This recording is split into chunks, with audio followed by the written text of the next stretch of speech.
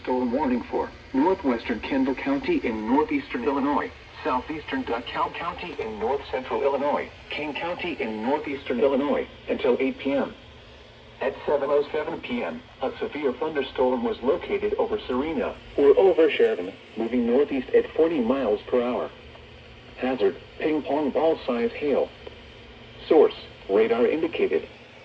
Impact, people and animals outdoors will be injured. Expect damage to roofs, siding, windows, and vehicles.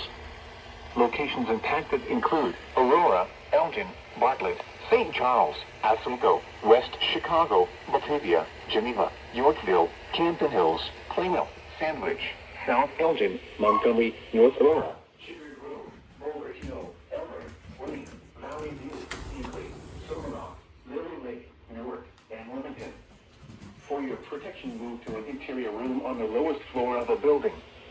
A tornado watch remains in effect until 11 p.m. for north-central Illinois.